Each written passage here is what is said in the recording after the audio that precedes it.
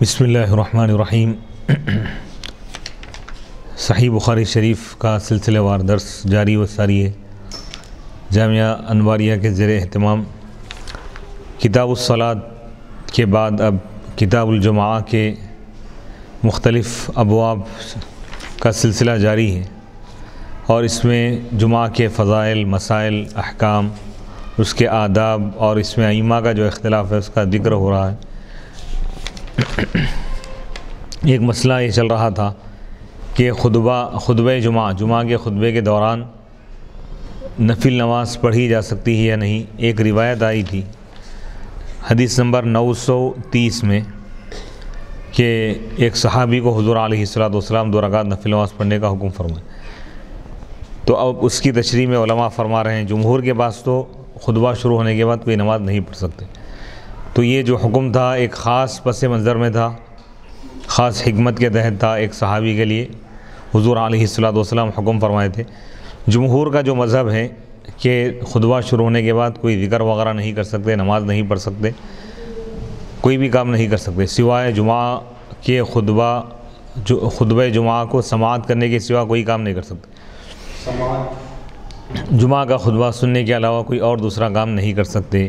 امام ابو جعفر احمد بن محمد الطحاوی رحمۃ اللہ علیہ جمہور کی اس توجیہ کی تائید میں یہ حدیث روایت کرتے ہیں، یعنی جمہور علماء اور فقہاء کے پاس خطبہ جمعہ شروع ہونے کے بعد نفل نماز نہیں پڑھ سکتے۔ اور یہ جو حدیث آئی ہے جس میں نبی پاک علیہ الصلوۃ نے ایک صحابی کو فرمایا کہ تم کھڑے ہو جاؤ اور 2 رکعت نفل نماز پڑھو، 2 رکعت نماز پڑھو، تو اس کی توجیہ علماء نے اس کا یہ جواب دیا ہے کہ وہ جو صاحب آئے تھے وہ انتہائی غریب اور خستہ حال تھے، ان کا لباس وغیرہ بھی خستہ تھا، تو حضور علیہ الصلوۃ ان کو نماز پڑھنے کا اس لیے حکم دیے تاکہ تمام لوگ جو حاضرین محفل ہے وہ ان کے حالات کو دیکھ کر ان کی مدد کرے اور ان کا تعاون کرے۔ تو یہ جو توجیہ علماء کرام جمہور فقہاء نے جو کی ہے اس کی تائید میں امام طحاوی رحمۃ اللہ علیہ ایک روایت لا رہے ہیں۔ ایاز بن عبداللہ حضرت ابو سعید خدری رضی اللہ تعالیٰ عنہ سے یہ حدیث روایت کرتے ہیں، ایک شخص مسجد میں داخل ہوا اور اللہ کے رسول علیہ الصلوۃ اس وقت ممبر پر تھے۔ اللہ کے رسول علیہ الصلوۃ نے اس کو ندا دی، آواز دی اور فرمایا قریب آؤ، اور اس کو 2 رکعت نماز پڑھنے کا حکم دیا۔ اس شخص نے مسجد میں بیٹھنے سے پہلے 2 رکعت نماز ادا کی، پڑھی، اور اس نے پھٹے پرانے کپڑے پہنے ہوئے تھے۔ وہ شخص جو لباس پہنا ہوا تھا وہ انتہائی معمولی لباس تھا۔ آپ نے پھر اس کو اسی طرح حکم دیا۔ پھر اللہ کے رسول علیہ الصلوۃ نے نمازیوں سے فرمایا کہ اس پر صدقہ کرو۔ نمازیوں نے کپڑے پھیلا دیے۔ آپ نے اس شخص کو کپڑے اٹھانے کا حکم دیا۔ اس کے بعد پھر آپ نے نمازیوں کو صدقہ کرنے کا حکم دیا، تو اس شخص نے بھی ان 2 کپڑوں میں سے ایک کپڑا ڈال دیا۔ پس اللہ کے رسول علیہ الصلوۃ ناراض ہوئے اور اس کو حکم دیا کہ وہ اس کپڑے کو لے لے۔ یہ روایت سنن ترمذی میں موجود ہے، السنن الکبریٰ للنسائی،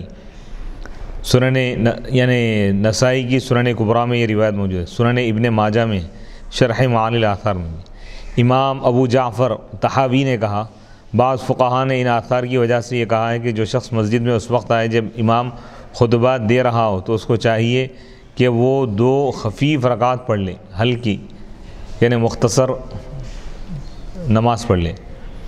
دوسرے فقہاء نے ان کی مخالفت کی اور کہا ہے کہ جب کوئی شخص جمعہ کے دن خطبے کے دوران آئے تو وہ آ کر مسجد میں بیٹھ جائے اور نماز نہ پڑھے۔ ان کی دلیل یہ ہے کہ نبی اکرم صلی اللہ علیہ وسلم نے حضرت سلیق کو 2 رکعت نماز پڑھنے کا حکم دیا تھا، تو آپ نے اس کے نماز پڑھنے کے دوران خطبے کو منقطع کر دیا تھا، اور اس سے آپ کا ارادہ یہ تھا کہ آپ لوگوں کو یہ تعلیم دے کہ جو مسجد میں داخل ہو تو ان کو کیا کرنا چاہیے۔ پھر آپ نے دوبارہ خطبہ پڑھا۔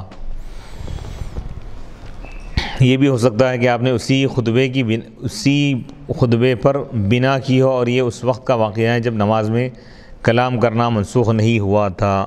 پھر نماز میں کلام کرنا منسوخ ہو گیا اور خطبے میں بھی کلام کرنا منسوخ ہو گیا۔ اس کی تائید میں یہ حدیث ہے۔ خطبہ جمعہ کے دوران نماز نہ پڑھنے کے متعلق امام اعظم ابو حنیفہ رحمۃ اللہ علیہ کے موقف پر دلائل۔ امام اعظم ابو حنیفہ رحمۃ اللہ علیہ کا موقف اور مسلک یہ ہے کہ دوران خطبے کے دوران نماز نہیں پڑھ سکتے، پڑھنا جائز نہیں ہے۔ تو اس پر کئی دلائل ہیں۔ ابو ظاہر یہ بیان کرتے ہیں کہ میں جمعہ کے دن حضرت عبداللہ بن بصر رضی اللہ تعالیٰ عنہ کے پہلو میں بیٹھا ہوا تھا، پھر ایک شخص لوگوں کی گردنوں کو پھلانگتے ہوئے آیا تو اللہ کے رسول علیہ الصلوۃ والسلام نے اس سے فرمایا بیٹھ جاؤ، تم نے نمازیوں کو ایذا پہنچائی ہے، تکلیف پہنچائی ہے۔ راوی یہ کہتے ہیں، راوی نے کہا کہ ہم باتیں کرتے تھے حتیٰ کہ امام نکل آتا۔ امام طحاوی کہتے ہیں کیا تم نہیں دیکھتے کہ اللہ کے رسول علیہ الصلوۃ والسلام نے اس شخص کو بیٹھنے کا حکم دیا اور اس کو نماز پڑھنے کا حکم نہیں دیا، لہذا یہ حدیث حضرت سلیق کی حدیث کے خلاف ہے۔ اور حضرت ابو سعید کی حدیث جس کو ہم نے اس سے پہلے روایت کیا ہے کہ پہلے خطبے کے دوران اس قسم کے افعال مباح تھے اور بعد میں ان افعال سے، ان کاموں سے روک دیا گیا، منع کیا گیا تھا۔ کیا تم نے نہیں دیکھا کہ لوگوں نے اپنے کپڑے لا کر ڈالے؟ حالانکہ تمام مسلمانوں کا اس پر اجماع ہے کہ جس وقت امام خطبہ دے رہا ہو اس وقت کپڑے اتارنا اور کنکریوں کو چھونا اور اپنے ساتھی کو کہنا کہ خاموش رہو، یہ تمام کام مکروہ ہے۔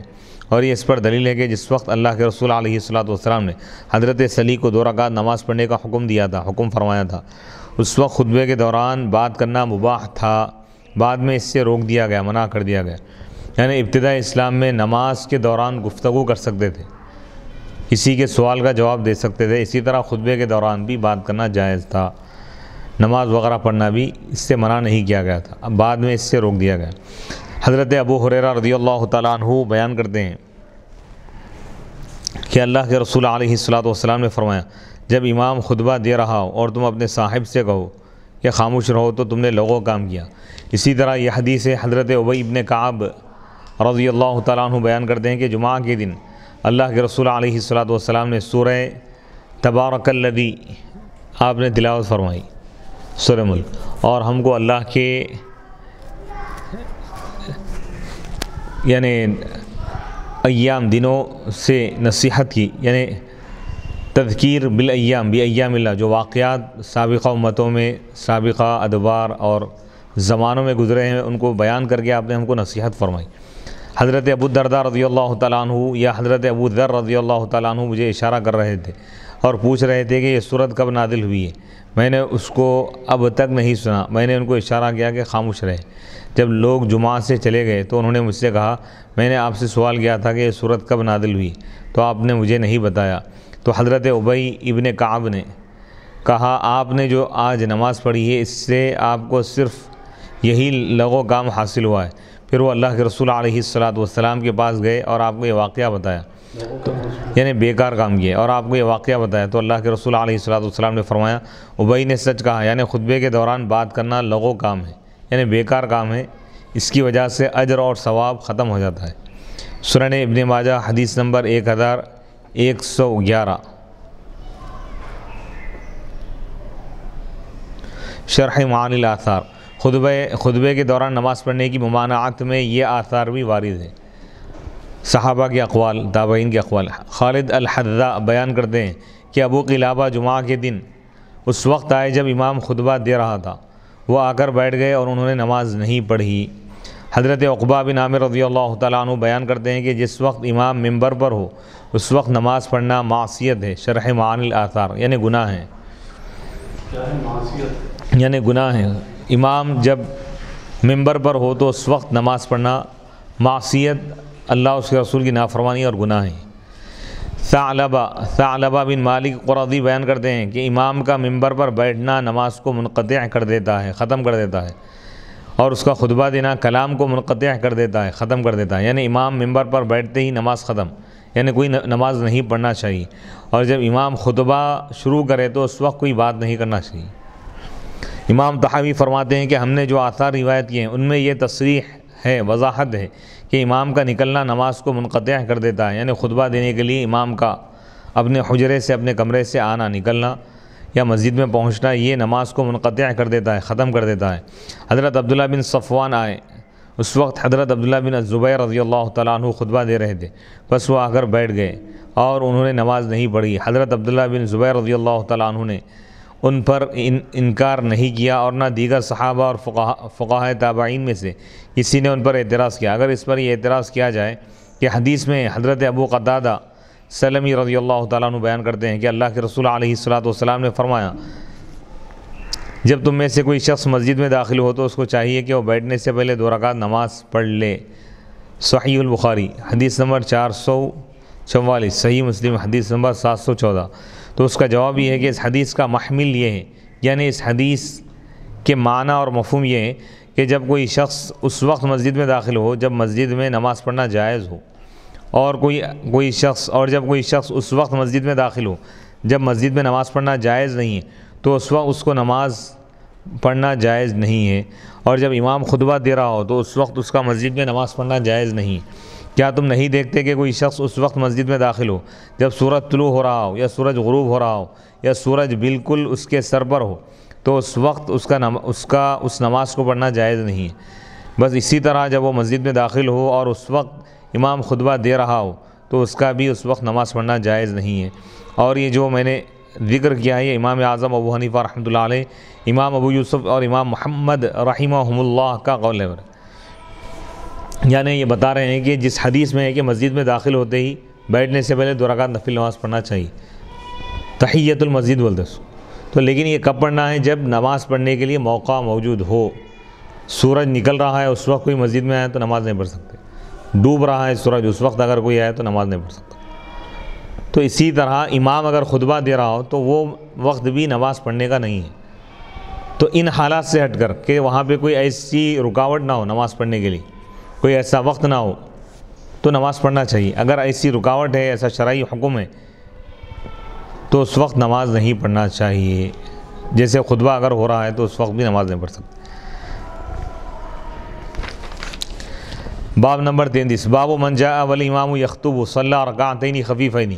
یہ بیان ہے اس شخص کے بارے میں جو آئے جبکہ امام خطبہ دے رہا ہو۔ مسجد میں اس وقت داخل ہو کوئی شخص جب امام خطبہ جمعہ پڑھ رہا ہو تو وہ 2 رکعت خفیف نماز پڑھ لے، یعنی مختصر ہلکی سی نماز پڑھ لے، بڑی یا طویل نماز نہ پڑھے۔ حدیث نمبر 931، حدثنا علی بن عبداللہ قال حدثنا سفیان عن عمرو سمع جابرا قال دخل رجل يوم الجمعة والنبي صلى الله عليه وسلم يخطب فقال اصليت قال لا قال فصلي ركعتين۔ حضرت عمرو سے روایت ہے، وہ حضرت جابر رضی اللہ تعالیٰ عنہ کو یہ کہتے ہوئے سنے۔ حضرت جابر نے کہا کہ ایک شخص جمعہ کے دن اس وقت داخل ہوا مسجد میں جبکہ نبی پاک علیہ الصلوۃ خطبہ دے رہے تھے، تو آپ نے پوچھا کیا تم نماز پڑھیں؟ تو اس شخص نے کہا نہیں، تو آپ نے فرمایا تم نماز پڑھ لو۔ تو اس کی ابھی تشریح گزر چکی ہے۔ بعض محدثین یہ کہتے ہیں کہ پڑھ سکتے ہیں، پڑھنا چاہیے، جائز ہے، لیکن احناف اور اکثر فقہاء اور علماء کا قول یہ ہے کہ نہیں پڑھ سکتے۔ تو اس حدیث کا جواب کیا ہے پھر؟ یہ حدیث کی 2 توجیہات ہیں، یا تو ایک خاص حکمت کے تحت حضور علیہ الصلوۃ ان کو نماز پڑھنے کا حکم دی کہ جیسے ان کی خستہ حالی کو دیکھ کر تاکہ لوگ ان کا تعاون کریں، یہ مقصد تھا، یا یہ اور ایک جواب یہ دیا گیا ہے کہ ابتدائی اسلام میں نماز کے دوران، نماز کی حالت میں بھی اور خطبے کی حالت میں بھی بات کر سکتے تھے۔ تو ہو سکتا ہے یہ اس وقت کا واقعہ ہے جب ابھی روکا نہیں گیا تھا خطبے کے دوران کوئی اور کام کرنے سے یا بات کرنے سے یا نماز پڑھنے سے، بعد میں دیگر احادیث میں روک دیا گیا، تو بعد والی حدیث پر عمل نہیں۔ باب نمبر 34، باب رفع الیدین فی الخطبہ، خطبے کے دوران دونوں ہاتھوں کو بلند کرنے کا بیان، ہاتھ اٹھانے کا بیان۔ حدیث نمبر 932، حدثنا مسدد قال حدثنا حماد بن زید عن عبد العزیز عن انس وعن یونس عن ثابت عن انس قال بینما النبی صلی اللہ علیہ وسلم یخطب یوم الجمعہ اذ قام رجل فقال یا رسول اللہ هلك القراع وهلك الشاء فادعوا الله ان یسقینا فمد یدیہ ودعا۔ امام بخاری رحمۃ اللہ علیہ فرماتے ہیں کہ ہم کو مسدد نے یہ حدیث بیان کی، انہوں نے کہا ہمیں حماد بن زید نے حدیث بیان کی عبدالعزیز سے، وہ حضرت انس سے اور حضرت یونس سے، یونس ثابت سے روایت کرتے ہیں، ثابت حضرت انس سے رضی اللہ تعالیٰ عنہ سے روایت کرتے ہیں، انہوں نے بیان کیا کہ جس وقت نبی پاک علیہ الصلوۃ جمعہ کے دن خطبہ دے رہے تھے، ایک شخص کھڑا ہوا اور کہنے لگا کہ یا رسول اللہ گھوڑے ہلاک ہو گئے اور بکریاں مویشی ہلاک ہو گئے، تو آپ اللہ سے دعا کیجئے کہ ہم پر بارش نازل فرمائیں۔ پھر اللہ کے رسول علیہ الصلوۃ والسلام اپنے ہاتھ اٹھائے، بلند کیا اور دعا کی۔ تو اس حدیث سے امام بخاری رحمۃ اللہ علیہ فرما رہے ہیں کہ خطبے کے دوران ہاتھ اٹھا سکتے ہیں، ہاتھ اٹھا کے دعا کر رہے ہیں یا کچھ لوگوں کو سمجھا رہے ہیں۔ اس حدیث میں رفع یدین سے مراد وہ نہیں ہے جو نماز میں رفع یدین ہے، بلکہ اس سے مراد ہاتھوں کو لمبا کرنا ہے اور بڑھانا ہے۔ کتاب الدعوات میں انشاءاللہ تعالی دعا میں رفع یدین کی صفت کا ذکر آئے گا، کس طرح ہاتھ اٹھانا چاہیے دعا کے دوران۔ باب نمبر 35، باب الاستسقاء فی الخطبۃ یوم الجمعہ، جمعہ کے دن خطبے میں بارش کے نزول کی دعا کرنا۔ اگر قحط سالی ہے تو اس دوران بارش نازل ہونے کے لیے دعا کی جا سکتی ہے، یہ بتا رہے ہیں۔ حدیث نمبر 933، حدثنا ابراہیم بن المنذر قال حدثنا الولید بن مسلم قال حدثنا ابو عمرو قال حدثني اسحاق بن عبد الله بن ابي طلحة عن انس بن مالك قال اصابت الناس سنة على عهد النبي صلى الله عليه وسلم فبين النبي صلى الله عليه وسلم يخطب في يوم جمعة قام اعرابي فقال يا رسول الله هلك المال وجاع العيال فادعوا الله تعالى فادعوا الله لنا فرفع يديه وما نرى في السماء قزاعة فوالذي نفسي بيده ما وضعهما حتى ثار السحاب امثال الجبال ثم لم ينزل عن منبره حتى رأيت المطر يتحادر على لحيته صلى الله عليه وسلم فمطرنا يومنا ذلك ومن الغد وبعد الغد والذي يليه حتى الجمعة الأخرى وقام ذلك الأعرابي أو قال غيره فقال يا رسول الله تهدم البناء وغرق المال فادعوا الله لنا فرفع يديه فقال اللهم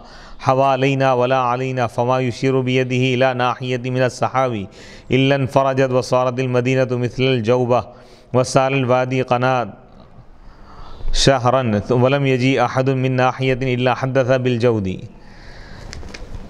حدیث نمبر 933 سے امام بخاری رحمۃ اللہ علیہ فرماتے ہیں کہ ہم کو ابراہیم بن منذر نے حدیث بیان کی، انہوں نے کہا ہم کو ولید بن مسلم نے حدیث بیان کی، قال انہوں نے کہا ہم کو ابو عمرو نے حدیث بیان کی، قال انہوں نے کہا کہ مجھ کو اسحاق بن عبداللہ بن ابی طلحہ نے یہ حدیث بیان کی۔ حضرت انس بن مالک رضی اللہ تعالیٰ عنہ سے روایت کرتے ہیں۔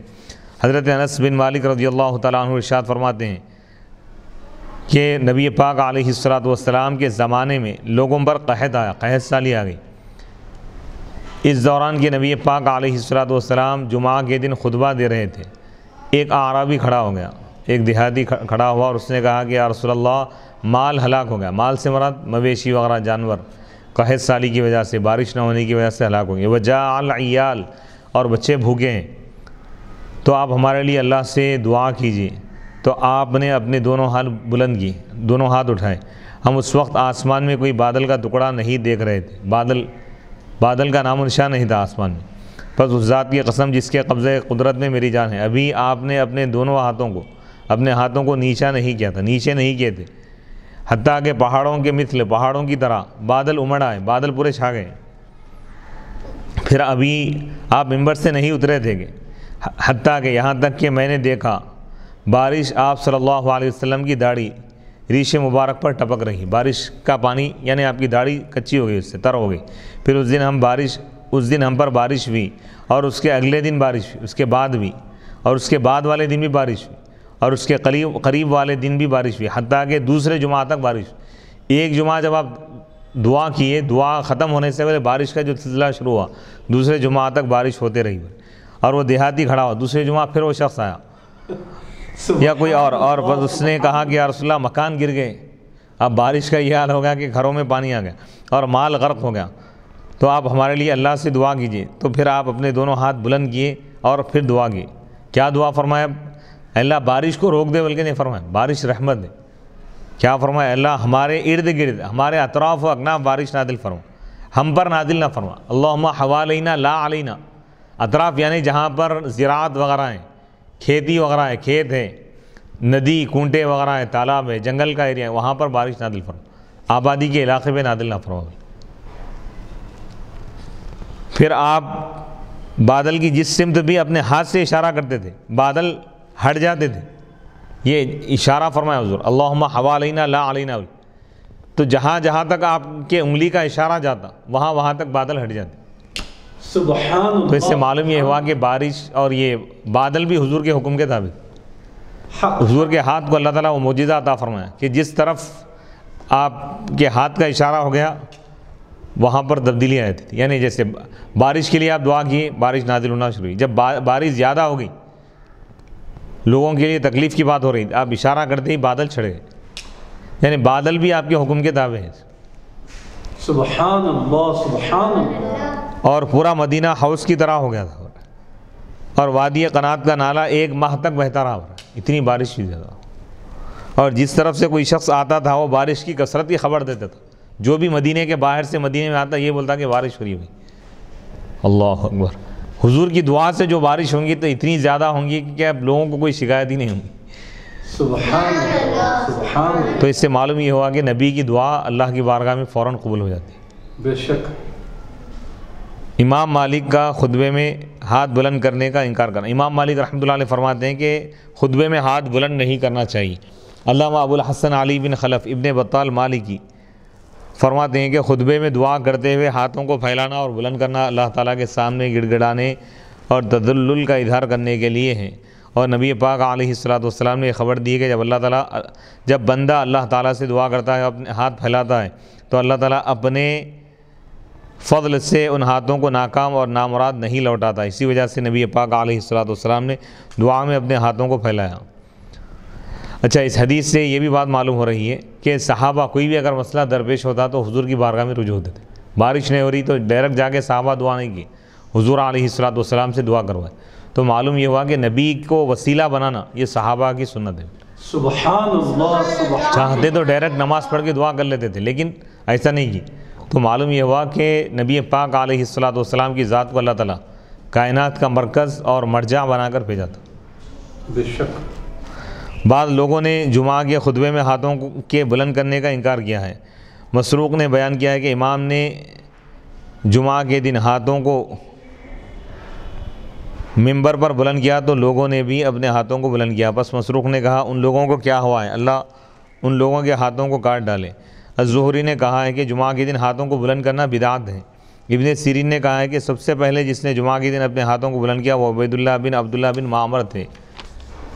امام مالک نماز استسقاء یعنی بارش کے لیے، بارش طلب کرنے کے لیے، بارش کے لیے جو دعا کی جو نماز پڑھی جاتی، امام مالک نماز استسقاء کے خطبے کے سوا ہاتھوں کو بلند کرنے کو جائز نہیں سمجھتے تھے. انشاءاللہ اس کی تفصیل ہم کتاب الاستسقاء بارش کے بیان میں ہم انشاءاللہ بیان کریں گے. اس حدیث میں قنات کا لفظ ہے، یہ وادی کا نام ہے اور غیر منصرف ہے. اور جودہ کا لفظ ہے، اس کے معنی ہے بہت زیادہ بارش. دعا میں ہاتھ بلند کرنے کے متعلق مذاہب فقہا اور بارش کی دعا کے لیے نماز استسقاء پڑھنے کا لازم نہ ہونا. علامہ بدر الدین محمود بن احمد عینی حنفی فرماتے ہیں اس حدیث میں مذکور ہے، یہ بات بتائی گئی ہے کہ نبی پاک علیہ الصلوۃ والسلام نے بارش کے نزول کی دعا کی تو فوراً بارش ہو گئی. پھر 1 ہفتے کے بعد آپ نے دعا کی کہ مدینے سے دور دور بارش ہو تو فوراً بادل چھڑ گئے اور مدینے سے باہر بارش ہونے لگی. اس میں نبی پاک علیہ الصلوۃ والسلام کا معجزہ ہے کیونکہ آپ کی دونوں دعائیں فوراً قبول ہوئی. اس حدیث میں دعا کے اندر ہاتھوں کو بلند کرنے کا ثبوت ہے، یعنی ہاتھ اٹھا کے دعا کرنا چاہیے. اس میں فقہا کا اختلاف ہے. امام مالک نے ایک روایت میں اس کو مکروہ کہا ہے، یعنی ہاتھ اٹھا کر دعا کرنے کو، اور دوسرے فقہا نے تمام دعاؤں میں ہاتھوں کے بلند کرنے کو جائز کہا ہے. اور بعض علماء نے صرف نماز استسقاء کی دعا میں ہاتھوں کے بلند کرنے کو جائز کہا ہے. اور علماء کی ایک جماعت نے یہ کہا ہے کہ جب کسی آفت اور مصیبت کو دور کرنے کی دعا کی جائے تو ہاتھوں کو بلند کیا جائے اور ہاتھوں کی پشت کو آسمان کی طرف رکھا جائے. اور جب کسی چیز کے حصول کی دعا کی جائے تو ہاتھوں کے بطن کو آسمان کی طرف رکھا جائے. یعنی کوئی مصیبت وغیرہ آ گئی تو ہاتھ الٹے کر کے دعا کریں گے، یہ حصہ آسمانوں کی طرف ہوگا. کوئی چیز حاصل کرنے کی اگر دعا کی جا رہی ہے تو ہاتھ سیدھا رکھ کے دعا کریں. یعنی یہ ہاتھ الٹا کرنے میں اشارہ ہے کہ ہمارا حالات کو الٹ دے والے تھا، یعنی جو پریشانی ہے اس کو روک دے، پلٹا دے، یہ معنی میں ہے. حضرت مالک بن یسار رضی اللہ تعالیٰ عنہ بیان کرتے ہیں کہ اللہ کے رسول علیہ الصلوۃ والسلام نے فرمایا جب تم اللہ سے کسی چیز کا سوال کرو تو اپنے ہتھیلیوں کے بطن سے سوال کرو اور ہتھیلیوں کی پشت سے سوال نہ کرو. یہ روایت سنن ابی داؤد میں موجود ہے۔ حضرت سلمان فارسی رضی اللہ تعالیٰ عنہ بیان کرتے ہیں بے شک اللہ حیا فرمانے والا کریم ہے، یعنی مہربان ہے، سخی ہے۔ جب بندہ اس کی طرف اپنے دونوں ہاتھ اٹھاتا ہے تو وہ ان ہاتھوں کو خالی لوٹانے سے حیا فرماتا ہے، یعنی خالی نہیں لوٹاتا، اللہ تعالیٰ دعا کو قبول فرماتا ہے۔ صحیح بخاری کی زیر بحث حدیث میں یہ ثبوت ہے کہ اللہ کے رسول علیہ الصلاۃ والسلام نے بغیر نماز استسقاء پڑھے بارش کی دعا کی، اور اس میں امام اعظم ابو حنیفہ رحمۃ اللہ علیہ کے مذہب کی تائید ہے کہ بارش کی دعا کے لیے نماز استسقاء پڑھنا مشروع اور سنت تو ہے لیکن سنت لازمہ نہیں ہے۔ یعنی امام اعظم ابو حنیفہ رحمۃ اللہ علیہ فرماتے ہیں کہ بارش کے لیے صرف دعا بھی کرنا کافی ہے، نماز پڑھنا لازم نہیں ہے، سنت ہے، پڑھ لیے ٹھیک ہے، اگر نہیں پڑھے تو کوئی گناہ کی بات نہیں ہے۔ سنت یہ لازمی سنت نہیں ہے، ور بارش کے لیے جو دعا مانگی جاتی ہے اس کے لیے نماز پڑھنا ضروری نہیں ہے، ور پھر بھی اگر پڑھ لیں تو ادا تو ہو جائیں۔ باب نمبر 36 باب الانصات یوم الجمعۃ والامام یخطب واذا قال لصاحبه انصت فقد لغا۔ جمعہ کے دن جب امام خطبہ دے رہا ہو تو خاموش رہنا چاہیے، اور جب اس نے اپنے ساتھی سے کہا، یعنی کوئی نمازی اگر اپنے ساتھی سے ساتھ والے سے کہے خاموش رہو تو اس نے لغو کام کیا، یعنی بازو والا اگر آواز یا شور بھی مچا رہا ہے، آواز کر رہا ہے تو اس کو روکنا بھی نہیں چاہیے۔ روکنے کے لیے جو بات کریں گے یہ بھی لغو ہے، ان تو غلطی کر رہا ہی ہے، تم بول کے تم بھی اپنی ثواب کو ضائع کر لیو۔ یعنی خطبے کی بڑی اہمیت ہے۔ اس باب میں خطبے کے دوران چپ رہنے کا، خاموش رہنے کا حکم بیان کیا گیا ہے، حتیٰ کہ اگر کسی شخص نے اپنے ساتھی سے ساتھ بیٹھے ہوئے کسی شخص سے کہا خاموش رہو تو اس نے لغو اور بے فائدہ کام کیا۔ لغو کے معنی ہے صحیح کام کے خلاف جس پر کوئی اجر اور ثواب نہ ہو۔ بعض نے کہا اس کے معنی ہے باطل یا ناجائز کام۔ وقال سلمان عن النبی صلی اللہ علیہ وسلم ينصت اذا تکلم الامام۔ حضرت سلمان فارسی رضی اللہ تعالیٰ عنہ نے کہا نبی پاک علیہ الصلاۃ والسلام نے فرمایا جب امام کلام کرے تو خاموش رہا جائے۔ اس تعلیق کی اصل صحیح البخاری حدیث نمبر 883 اور 910 میں گزر چکی ہے۔ حدیث نمبر 934 حدثنا یحیی بن بکیر قال حدثنا اللیث عن عقیل عن ابن شہاب قال اخبرنی سعید بن المسیب ان ابا ہریرہ اخبره ان رسول اللہ صلی اللہ علیہ وسلم قال اذا قلت لصاحبك یوم الجمعۃ انصت والامام یخطب فقد لغوت۔ حضرت عقیل سے روایت ہے، وہ حضرت ابن شہاب سے روایت کرتے ہیں، انہوں نے کہا مجھ کو سعید بن مسیب نے خبر دی کہ اللہ کے رسول حضرت ابو ہریرہ رضی اللہ تعالیٰ عنہ نے ان کو خبر دی کہ اللہ کے رسول علیہ الصلاۃ والسلام نے ارشاد فرمایا جب تم اپنے ساتھی سے کہو گے جمعہ کے دن کے خاموش رہو جبکہ امام خطبہ دے رہا ہو تو تم نے لغو کام کیا، روکنا بھی نہیں چاہیے، خاموش رہنا چاہیے۔ صحیح مسلم، سنن ترمذی، نسائی، مسند حمیدی، منتقى صحیح ابن خزیمہ، سنن بیہقی، مصنف عبد الرزاق، مسند احمد، ان تمام کتب میں بھی یہ حدیث موجود ہے۔ خطبہ جمعہ کے دوران درمیان باتیں کرنے کی ممانعت کے متعلق احادیث اور آثار، یعنی خطبے کے دوران بات کرنا منع ہے، اس کے متعلق کئی حدیثیں ہیں، کئی آثار ہیں۔ امام ابراہیم رحمۃ اللہ علیہ بیان کرتے ہیں کہ میں نے علقمہ سے پوچھا کہ جمعہ کے دن باتیں کرنا کس وقت مکروہ ہے؟ انہوں نے کہا جب امام خطبہ دے اور امام کلام کرے، یعنی بات کرے، امام کا جب خطبہ شروع ہو جائے تو اب بات کرنا یا نماز پڑھنا یہ سب چیزیں ناجائز ہیں۔ مصنف ابن ابی شیبہ حدیث نمبر 5336۔ یہ ناجائز ہے بلکہ کون فرمانے؟ تمام ائمہ کے پاس ہے، اکثر جمہور کے پاس۔ ثعلبہ بن ابی مالک القرظی بیان کرتے ہیں میں نے حضرت عمر اور حضرت عثمان کا زمانہ پایا رضی اللہ تعالیٰ عنہما، جب جمعہ کے دن امام نکل آتا تو ہم نماز کو ترک کر دیتے، اور جب وہ کلام کرتا تو ہم کلام کو ترک کر دیتے، یعنی ہم بات نہیں کرتے، بات کرنا چھوڑ دیتے، نماز بھی ہم نہیں پڑھتے اور بات بھی نہیں کرتے۔ مصنف ابن ابی شیبہ حدیث نمبر 8339۔ زہری نے بیان کیا کہ سعید بن مسیب نے کہا کہ امام کا نکلنا نماز کو منقطع کر دیتا ہے۔ امام جب خطبے کے لیے آ جائے، مسجد میں خطبہ دینے کے لیے نکلے اپنے گھر سے اور مسجد میں پہنچ جائے، تو اب یہ نماز ختم کرنا، اس کا مطلب یہ ہے کہ نماز ختم، اب کوئی نفل نماز یا سنت نہیں پڑھ سکتے۔ اور امام کا کلام کرنا، امام کا بات کرنا ممبر پر کلام کو منقطع کر دیتا ہے، یعنی اب کوئی بات نہیں کرنا چاہیے۔ مصنف ابن ابی شیبہ حدیث نمبر 5342۔ علقمہ بن عبداللہ بیان کرتے ہیں کہ ہم جمعہ کے دن مدینہ آئے، میں نے اپنے اصحاب ساتھیوں سے کہا کہ اب روانہ ہوں، پھر میں مسجد میں آیا، پس میں حضرت عبداللہ بن عمر رضی اللہ تعالیٰ عنہما کے قریب بیٹھا، پھر میرے اصحاب میں سے ایک شخص آیا، وہ مجھ سے باتیں کر رہا تھا اور امام خطبہ دے رہا تھا۔ ہم اس طرح اور اس طرح کرتے رہے۔ جب اس نے بہت باتیں کی تو میں نے اس سے کہا خاموش رہو۔ جب ہم نے نماز پڑھ لی تو میں نے حضرت عبداللہ بن عمر رضی اللہ تعالیٰ عنہما سے اس واقعے کا ذکر کیا تو انہوں نے فرمایا رہے تم تو تمہارا جمعہ نہیں ہوا، اور اب رہا تمہارا ساتھی تو وہ گدھا ہیں۔ مصنف ابن ابی شیبہ، یعنی جو بات کرنے کے لیے روکے تو ان کی نماز، یعنی وہ بھی اجر و ثواب سے محروم ہو جائیں گے۔ یہ روایت مصنف ابن ابی شیبہ حدیث نمبر 5346 ہے۔ شعبی بیان کرتے ہیں کہ حضرت ابو ذر یا حضرت زبیر بن العوام، ان دونوں میں سے کسی ایک نے نبی پاک علیہ الصلاۃ والسلام سے سنا، آپ جمعہ کے دن ممبر پر ایک آیت تلاوت کر رہے تھے۔ ان دونوں میں سے کسی ایک نے اپنے صاحب سے کہا یہ آیت کب نازل ہوئی تھی؟ جب انہوں نے نماز پڑھ لی تو حضرت عمر بن خطاب رضی اللہ تعالیٰ عنہ نے ان سے کہا تمہارا جمعہ نہیں ہوا۔ انہوں نے نبی پاک علیہ الصلاۃ والسلام سے جا کر اس کا ذکر کیا تو آپ نے فرمایا عمر نے سچ کہا۔ تو معلوم یہ ہوا کہ دوران خطبہ نہ نماز پڑھ سکتے ہیں، نہ سوال کر سکتے ہیں، نہ پوچھ سکتے ہیں، نہ بات کر سکتے ہیں۔ مصنف ابن ابی شیبہ حدیث نمبر 5347۔ حضرت عبداللہ بن عباس رضی اللہ تعالیٰ عنہما بیان کرتے ہیں کہ اللہ کے رسول علیہ الصلاۃ والسلام نے فرمایا جس شخص نے اس وقت باتیں کی جب امام خطبہ دے رہا تھا تو وہ اس گدھے کی طرح ہے جس نے کتابوں کا بوجھ اٹھایا ہوا ہو، اور جس نے اس سے یہ کہا کہ خاموش رہو، اس کا جمعہ نہیں ہوا۔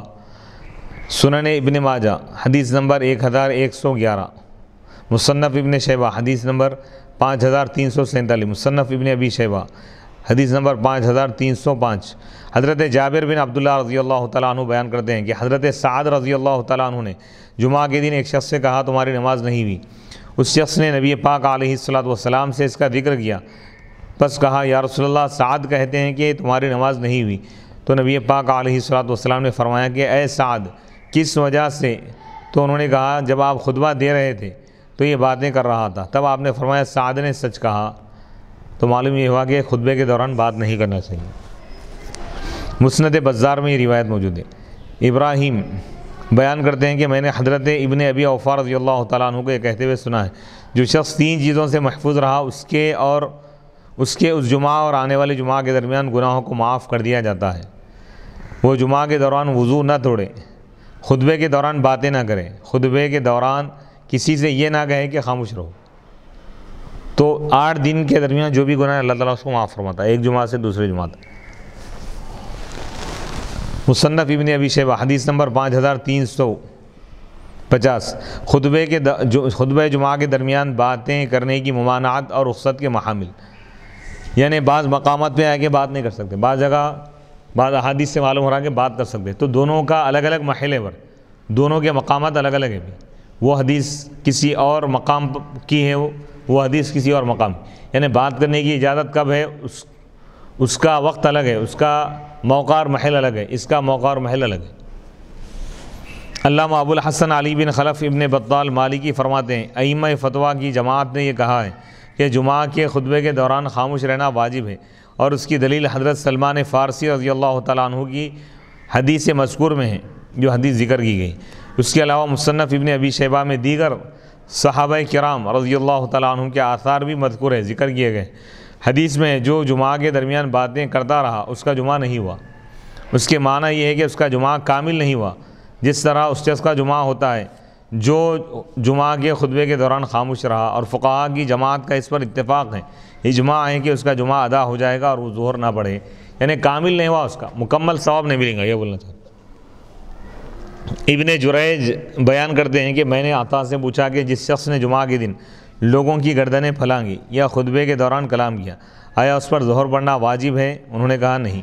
فقہاء تابعین کی ایک جماعت نے اس کی اجازت دی ہے کہ جب ظالم حکام جمعہ کا خطبہ دے یا خطبے میں ناجائز امور بیان کریں تو ان کے خطبے کے دوران خاموش رہنا واجب نہیں ہے، یعنی ظالم حاکم اگر مسلط ہو گیا، جمعے کے کا خطبہ اگر ان خود دے رہا ہے اور خطبے میں ناجائز چیزوں کو اگر بیان کر رہا ہے تو اس خطبے کے دوران خاموش رہنا واجب نہیں ہے، بات کر سکتے ہیں۔ ابراہیم نخعی، شعبی اور ابو بردہ سعید بن جبیر سے روایت، یعنی ایسی چیز بول رہے ہیں اپنی طرف سے من گھڑت یا قرآن و حدیث کے خلاف یا اس سے ہٹ کر کوئی اگر بات بیان کر رہے ہیں تو اس کو سننا لازم نہیں ہوگا۔ ابراہیم نخعی، شعبی، ابو بردہ اور سعید بن جبیر سے روایت ہے کہ وہ حجاج بن یوسف کے خطبے کے دوران باتیں کرتے تھے اور بعد نے کہا ہے ہم کو ان کا خطبہ سننے کا حکم نہیں دیا گیا۔ لیث نے کہا کہ جب امام خطبے میں اللہ کا ذکر اور نصیحت نہ کرے اس کے خطبے کے دوران باتیں کرنا اور اس کا خطبہ نہ سننا جائز ہے۔ مصنف ابن ابی شیبہ حدیث نمبر 5320۔ ابن وہب مالکی نے امام مالک سے روایت کی ہے کہ جب امام خطبے میں لغو باتیں کرے بیکار اور لوگوں کو برا کہے تب بھی لوگوں پر واجب ہے کہ وہ خاموش رہیں اور باتیں نہ کرے۔ اور امام مالک سے یہ بھی روایت ہے کہ جب امام خطبے میں ایسے امور ایسی چیزیں ذکر کرے جن کا خطبے سے تعلق نہیں، نہ نماز سے اور نہ کتاب اللہ سے، تو پھر لوگوں پر دوران خطبہ خاموش رہنا واجب نہیں ہے۔ خطبے کے دوران اگر کوئی سلام کرے یا کسی کو چھینک آ جائے تو اس کا جواب دینا واجب نہیں ہے۔ ابراہیم نخعی، شعبی، حسن بصری نے اس کی اجازت دی اور یہی ثوری، اوزاعی، امام احمد بن حنبل کا قول ہے۔ امام مالک، امام شافعی اور امام اعظم ابو حنیفہ رحمۃ اللہ علیہ نے اس کو مکروہ کہا ہے۔ علامہ بدر الدین محمود بن احمد عینی حنفی نے بھی اسی طرح اس کا خلاصہ بیان کیا ہے۔ باب نمبر 37، باب الساعۃ التی فی یوم الجمعہ، جمعہ کے دن دعا قبول ہونے کی ساعت۔ ایک گھڑی ایسی ہے جس میں بندہ مومن جو بھی دعا کرتا ہے اللہ تعالیٰ قبول فرماتا ہے، اس کو بیان کر رہے ہیں۔ حدیث نمبر 935۔ حدثنا عبد الله بن مسلمة عن مالك عن ابي الزناد عن الاعرج عن ابي هريرة ان رسول الله صلى الله عليه وسلم ذكر يوم الجمعة فقال فيه ساعة لا يوافقها عبد مسلم وهو قائم يصلي يسأل الله تعالى شيئا الا اعطاه اياه واشار بيده يقللها۔ حضرت ابو ہریرہ رضی اللہ تعالیٰ عنہ سے روایت ہے کہ اللہ کے رسول علیہ الصلاۃ نے جمعہ کے دن کا ذکر کیا، بس فرمایا اس میں ایک ایسی ساعت ہے، گھڑی ہے، جو بھی مسلمان بندہ اس ساعت کو پالے اور اس ساعت میں کھڑا ہو کر نماز پڑھ رہا ہو اور وہ اللہ تعالیٰ سے کسی چیز کا سوال کرے تو اللہ اس کو وہ چیز عطا فرما دیتا ہے۔ اور آپ نے اپنے ہاتھ سے اشارہ کر کے بتایا کہ وہ ساعت بہت تھوڑی ہے، یعنی بہت کم وقت ہے، لیکن ایک وقت ہے اس میں بندہ جو بھی دعا کریں اللہ تعالیٰ اس کو قبول فرماتا ہے۔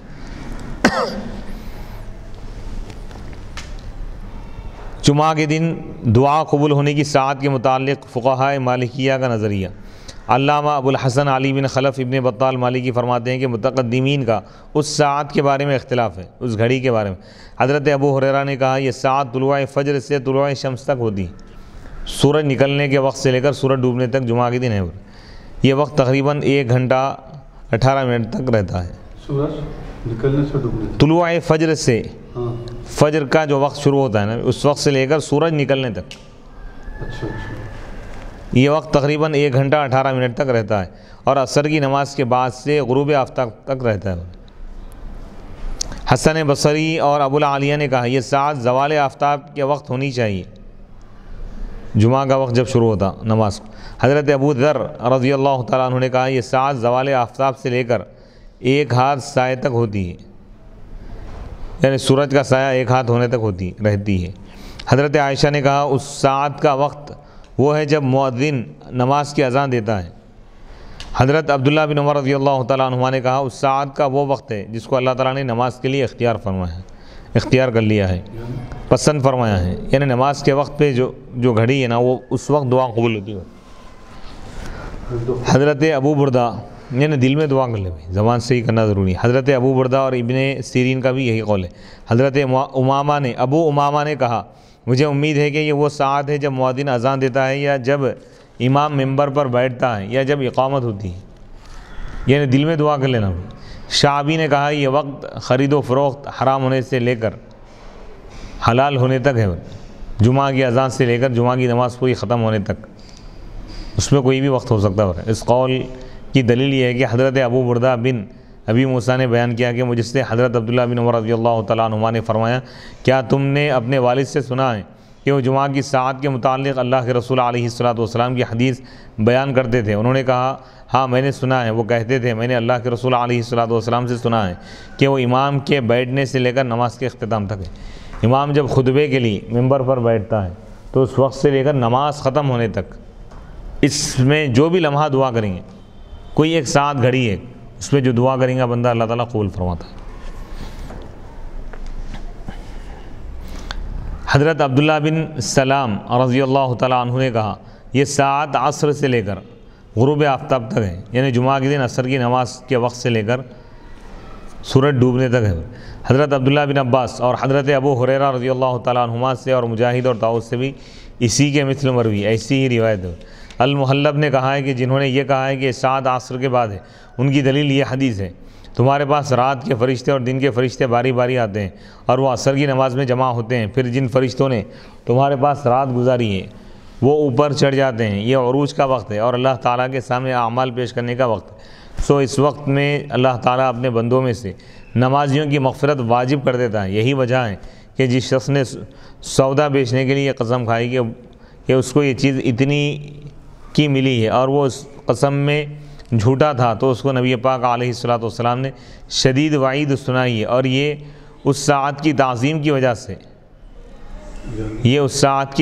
وجہ سے وعید ہے۔ حضرت عبداللہ بن سلام نے حضرت ابو ہریرہ سے اس حدیث کے یہ معنی بیان کیے ہیں کہ کیا رسول اللہ صلی اللہ علیہ وسلم نے یہ نہیں فرمایا جو شخص نماز کے انتظار میں بیٹھا ہو اس کا نماز میں ہی شمار ہوتا ہے۔ حضرت ابو ہریرہ رضی اللہ تعالیٰ عنہ نے کہا کیوں نہیں، یہ وضاحت اس لیے کہ عصر کے بعد تو نوافل پڑھنا منع ہے، اور حدیث میں یہ ہے کہ یہ ساعت اس وقت ہوتی ہے جب بندہ نماز پڑھ رہا ہو، تو اس کا جواب یہ ہے کہ جب بندہ عصر کی نماز پڑھ کر مغرب کی نماز کے انتظار میں بیٹھا ہو تو اس کا شمار نماز میں ہی ہوتا ہے، اس لیے اس ساعت کا عصر کے بعد ہونا اس حدیث کے خلاف نہیں ہے۔ اور حضرت ابو سعید خدری رضی اللہ تعالیٰ عنہ سے روایت ہے کہ نبی پاک علیہ الصلوۃ والسلام نے فرمایا جمعہ کے دن جس ساعت میں دعا قبول ہوتی ہے وہ عصر کی نماز کے بعد سے لے کر غروب آفتاب تک ہے۔ جمعہ کے دن دعا قبول ہونے کی ساعت کے متعلق احادیث اور آثار عوف بن حصیرہ بیان کرتے ہیں کہ جمعہ کے دن جس قبولیت کی ساعت کی امید کی جاتی ہے وہ امام کے نکلنے سے لے کر اختتام نماز تک ہے۔ مصنف ابن ابی شیبہ حدیث نمبر 5502۔ حضرت عبداللہ بن سلام رضی اللہ تعالیٰ عنہ نے کہا وہ ساعت عصر اور غروب آفتاب کے درمیان ہے۔ مصنف ابن ابی شیبہ حدیث نمبر 5503۔ حضرت عبداللہ بن عباس اور حضرت ابو ہریرہ رضی اللہ تعالیٰ عنہما بیان کرتے ہیں کہ جمعہ کے دن جس ساعت کا ذکر کیا جاتا ہے وہ عصر سے غروب آفتاب کے درمیان ہے۔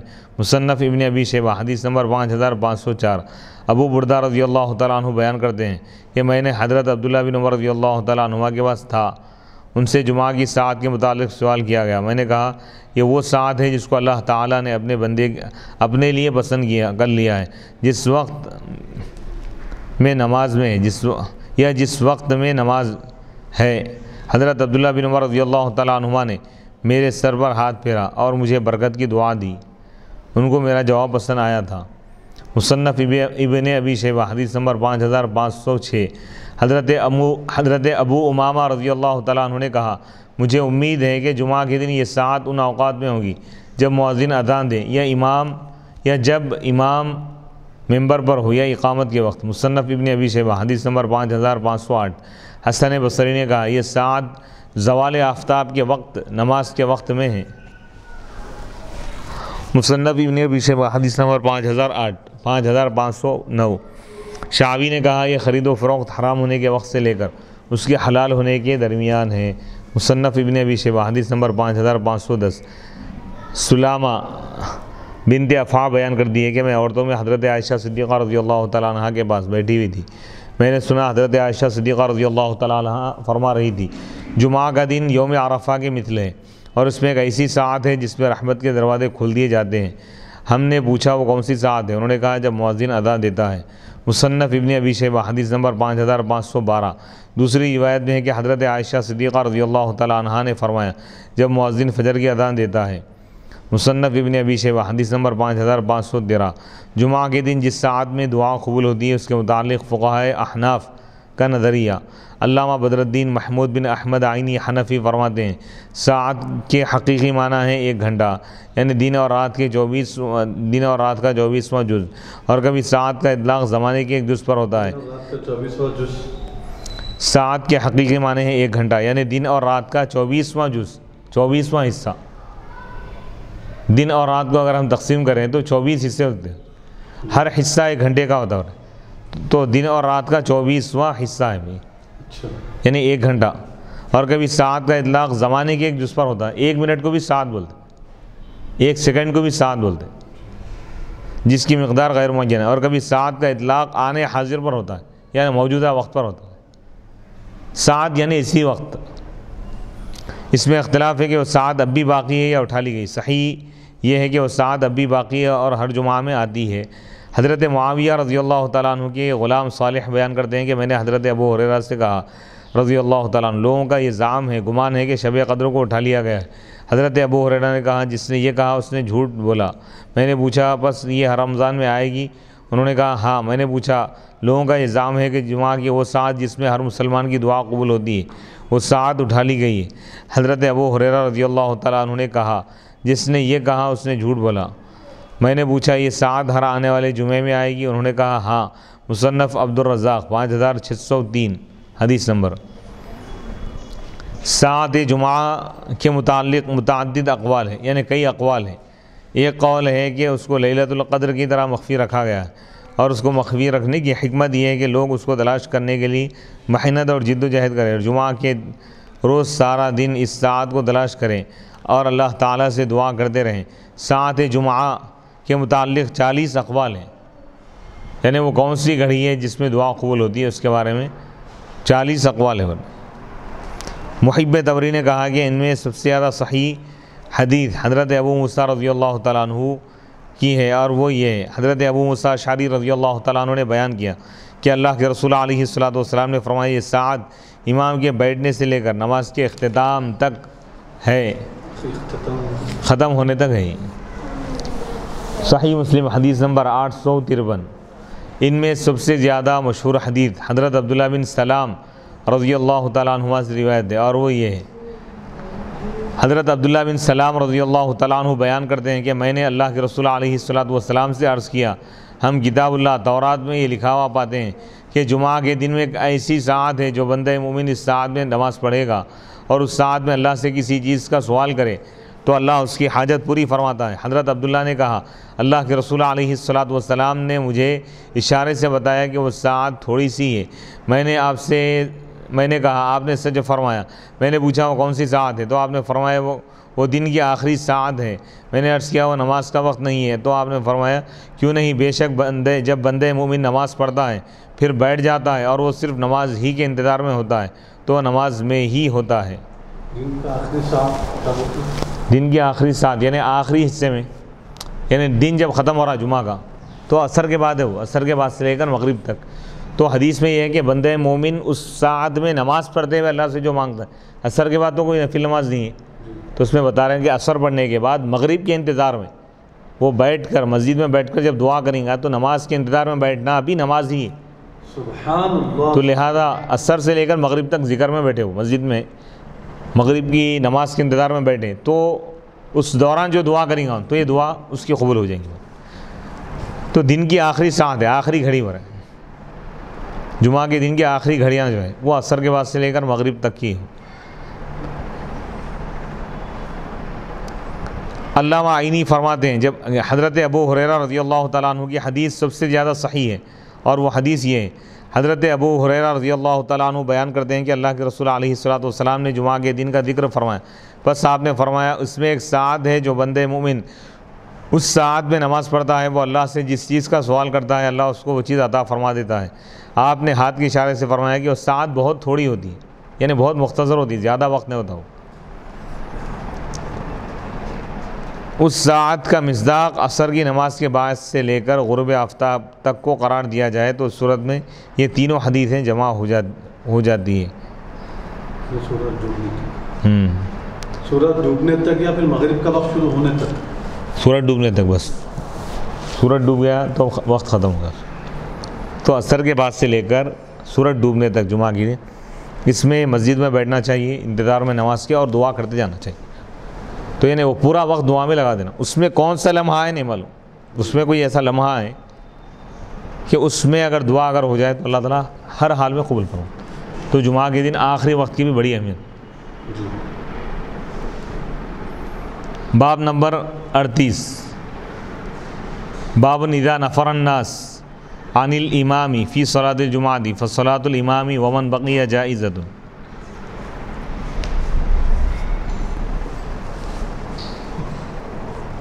جب جمعہ کی نماز میں بعض لوگ امام کو چھوڑ کر چلے جائیں اور بعد امام کے ساتھ باقی رہیں تو امام اور باقی ماندہ لوگوں کی نماز جائز ہے یا نہیں، اس کو بتا رہے ہیں۔ یعنی کچھ لوگ خطبے کے دوران تھے لیکن نماز شروع ہونے سے پہلے چلے گئے لوگ، تو اب باقی لوگوں کی نماز ہوں گی یا نہیں ہوں گی؟ حدیث نمبر 936 حدثنا معاویہ بن عمرو قال حدثنا زائدة عن حسین عن سالم بن ابی الجعد قال حدثنا جابر بن عبد الله قال بينما نحن نصلي مع النبي صلى الله عليه وسلم اذا اقبلت عير تحمل طعاما فالتفتوا اليها حتى ما بقي مع النبي صلى الله عليه وسلم الا 12 رجلا فنزلت هذه الايه واذا راوا تجاره او لهوا انفضوا اليها وتركوك قائما۔ امام بخاری رحمۃ اللہ علیہ فرماتے ہیں کہ ہم کو معاویہ بن عمرو نے حدیث بیان کی، انہوں نے کہا ہم کو زائدہ نے حسین سے حدیث بیان کی، وہ سالم بن ابی الجعد سے روایت کرتے ہیں، انہوں نے کہا ہم کو جابر بن عبداللہ نے حدیث بیان کی رضی اللہ تعالیٰ عنہ قال، انہوں نے کہا اس درمیان کہ ہم نبی پاک علیہ الصلاۃ والسلام کے ساتھ نماز ادا فرما رہے تھے، اچانک ایک قافلہ آیا، ایک قافلہ غلہ لے کر آیا، سب نمازی اس کی طرف متوجہ ہو گئے، حتیٰ کہ نبی پاک علیہ الصلاۃ والسلام کے ساتھ صرف 12 آدمی باقی رہ گئے تھے۔ اس موقع پر یہ آیت نازل ہوئی، وَإِذَا رَأَوْا، جب یہ لوگ کوئی تجارت دیکھتے ہیں، او لہون یا کوئی کھیل کود دیکھتے ہیں تو اس کی طرف چلے جاتے ہیں، وَتَرَكُوكَ قَائِمًا، اور وہ آپ کو چھوڑ کر جاتے ہیں قیام کی حالت، اس حال میں کہ آپ کھڑے ہو کر خطبہ دے رہے ہیں۔ اس حدیث کی باب کے عنوان کے ساتھ موافقت اس جملے میں ہے کہ غلہ لے کر ایک قافلہ آیا تو سب نمازی اس کی طرف متوجہ ہو گئے، حتیٰ کہ نبی پاک علیہ الصلاۃ والسلام کے ساتھ صرف 12 آدمی رہ گئے تھے۔ تو وہ جو مدینے میں طریقہ یہ تھا کہ 8 دن میں ایک مرتبہ وہ قافلہ آتا تھا ساز و سامان کے ساتھ لدا ہوا اناج کا، تو لوگ دیکھیں کہ اگر آپ اناج نہیں لیں گے تو پھر 8 دن تک بھوکے پیاسے رہیں گے، تو اکثر لوگ چلے گئے، لیکن 12 افراد رہ گئے تھے۔ جمعہ کی صحت کے لیے نماز کی کتنی مقدار میں امام کے ساتھ مقتدیوں کی مشارکت ضروری ہے، اس میں فقہا کا اختلاف، یعنی کتنے لوگ رہنا کم از کم امام کے ساتھ جمعہ کے قیام کے لیے، جمعہ کو قائم کرنے کے لیے، جمعہ کے انعقاد کے لیے، جمعہ کے درست ہونے کے لیے۔ علامہ ابو الحسن، یہ جو قرآن مجید کی آیت جو اللہ تبارک و تعالیٰ نے ارشاد فرمایا ہے کہ بھئی جب آپ جو ہے خطبے کی حالت میں کھڑے ہوتے ہیں تو یہ لوگ چھوڑ کر چلے جاتے ہیں، اور اس وقت جو آپ کو چھوڑ کے چلے جاتے ہیں، تو خالی چھوڑ کے چلے جاتے ہیں، یہ بات اس میں جو ہے ذکر کی جا رہی ہے، مگر چھوڑ کے چلے جانا منع ہے، کیا یہ بھی ثابت ہو رہا اس میں؟ وہ تو منع ہی ہے بھائی، بعد میں وعید ہے نا، آگے حدیث آئیں گے انشاءاللہ۔ جی۔ علامہ ابو الحسن علی بن خلف ابن بطال مالکی فرماتے ہیں محلب نے کہا ہے کہ حضرت جابر رضی اللہ تعالیٰ عنہ نے جو کہا ہے کہ ہم نبی صلی اللہ علیہ وسلم کے ساتھ نماز پڑھ رہے تھے، اس کے معنی یہ ہوں گے کہ ہم نبی پاک علیہ الصلاۃ والسلام کا خطبہ جمعہ سن رہے تھے، جیسا کہ حسن بصری نے بیان کیا ہے، کیونکہ جو شخص نماز کا انتظار کر رہا ہو وہ نماز میں ہی ہوتا ہے، اور صحابہ کے ساتھ صرف نیک گمان ہی کرنا چاہیے۔ علماء نے کہا ہے کہ جب امام نے جمعہ کی نماز جماعت کے ساتھ شروع کی اور پھر لوگ امام کو چھوڑ کر چلے جائیں،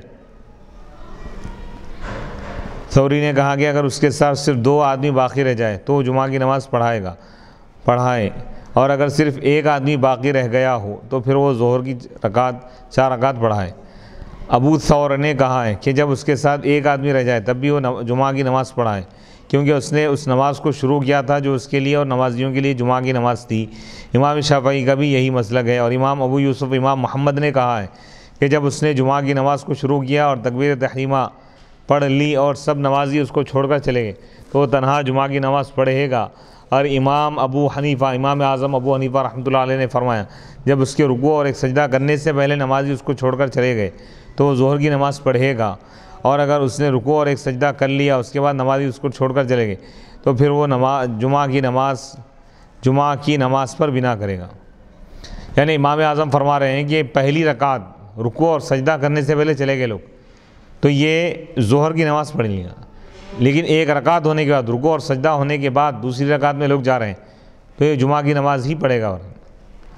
ابن القصار نے امام مالک سے بھی اسی طرح روایت کی ہے، اور یہی مزنی کا قول ہے۔ امام شافعی سے 2 روایتیں، ایک روایت یہ ہے کہ اگر اس کے ساتھ 2 آدمی رہ گئے ہیں تو وہ جمعہ کی نماز پڑھے گا، اور دوسری روایت یہ ہے کہ ان کے ساتھ جمعہ کافی نہیں ہوں گا حتیٰ کہ اس کے ساتھ 40 آدمی ہوں۔ اسحاق نے کہا ہے کہ اگر اس کے ساتھ 12 آدمی رہ گئے ہیں تو جمعہ کی 2 رکعت نماز پڑھائے گا، جیسا کہ اس حدیث سے ظاہر ہے، کیونکہ آپ کے ساتھ 12 آدمی رہ گئے تھے اور آپ نے جمعہ کی نماز پڑھائی۔ صحیح قول ان فقہا کا ہے جنہوں نے یہ کہا ہے کہ اگر امام کے رکوع اور سجود سجدہ کرنے کے بعد اس کے مقتدی اس کو چھوڑ کر چلے جائیں تو وہ جمعہ کی 2 رکعت پڑھائے گا، کیونکہ حدیث میں حضرت ابو ہریرہ رضی اللہ تعالیٰ عنہ بیان کرتے ہیں کہ اللہ کے رسول علیہ الصلوۃ والسلام نے فرمایا جس نے نماز کی 1 رکعت کو پایا اس نے نماز کو پا لیا۔ صحیح البخاری حدیث نمبر 850۔ اس سے معلوم ہوا کہ نمازیوں اور امام کا اشتراک جس کم سے کم مقدار میں ہے وہ 1 رکعت ہے۔ بس اگر امام نے تکبیر تحریمہ پڑھی اور نمازیوں نے اس کے ساتھ تکبیر تحریمہ نہیں پڑھی تو پھر امام کا جمعہ پر بنا کرنا صحیح نہیں ہے۔ اسی طرح اگر وہ امام کے تکبیر تحریمہ پڑھنے کے بعد امام کو چھوڑ کر چلے جائیں پھر بھی امام کا جمعہ پر بنا کرنا صحیح نہیں ہے، یعنی اسی نماز کو جاری نہیں رکھ سکتا ہوں، ظہر پڑھ لینا پڑتا۔ امام طحاوی نے اپنے اصحاب کے لیے اس سے استدلال کیا ہے، اپنے ساتھیوں کے لیے، کہ جمعہ کی صحت کے لیے امام اور مقتدی دونوں شرط ہیں۔ بس جب مقتدی امام کے ساتھ نماز کا بعض حصہ پا لیں تو اس کا جمعہ صحیح ہوتا ہے، خواہ وہ امام کے ساتھ تمام نماز نہ پائے۔ اسی طرح جب مقتدیوں کی نماز کے بعض حصے میں امام کی مشارکت ہو جائے تو اس کا بھی جمعہ صحیح ہونا چاہیے، شریک اگر ہو جائے، یعنی مقتدی 1 رکعت پڑھ کے چلے گئے تو دوسری رکعت امام پڑھ لیں گا، اس کی جمعہ ہو جائیں گی۔ جس طرح کسی شخص کو جمعہ کی پہلی رکعت نہیں ملی، دوسری ملی، اٹھ کے ان پڑھ لیتا، اس کا جمعہ ہو جاتا۔ جس طرح مقتدی اگر جمعہ کی نماز کا کچھ حصہ اگر امام کے پیچھے امام کے ساتھ پالے تو اس کا جمعہ ادا ہو جاتا ہے۔ اسی طرح اگر امام بھی مقتدیوں کا کچھ حصہ اگر پالے، یعنی مقتدی اس کے پیچھے 1 رکعت پڑھ کے چلے گئے، امام دوسری رکعت پڑھ لیں گا، امام کی نماز درست ہو جائیں گی، جمعہ ادا ہو جائے گا۔ امام طحاوی رحمۃ اللہ علیہ نے اپنے اصحاب کے لیے اس سے استدلال کیا ہے کہ جمعہ کی صحت کے لیے امام اور مقتدی دونوں شرط ہیں۔ بس جب مقتدی امام کے ساتھ نماز کا بعض حصہ پالے تو اس کا جمعہ صحیح ہوتا ہے، خواہ وہ امام کے ساتھ تمام نماز نہ پائے۔ اسی طرح جب مقتدیوں کی نماز کے بعض حصے میں امام کی شرکت ہو جائے تو اس کا جمعہ بھی صحیح ہونا چاہیے۔ جمعہ کے دن نبی پاک علیہ الصلوۃ والسلام کو چھوڑ کر نہ جانے والے صحابہ کے نام علامہ بدر الدین محمود بن احمد عینی حنفی رحمۃ اللہ علیہ فرماتے ہیں، امام ابن جریر اور امام ابن ابی حاتم نے سند صحیح کے ساتھ بیان کیا ہے کہ قتادہ رضی اللہ تعالیٰ عنہ روایت کرتے ہیں کہ نبی پاک علیہ الصلوۃ والسلام نے باقی رہ جانے والے نمازیوں سے پوچھا تم کتنے ہو؟ تو انہوں نے گن کر بتایا 12 مرد اور 1 عورت ہے۔ عقیلی نے حضرت عبداللہ بن عباس رضی اللہ تعالیٰ عنہ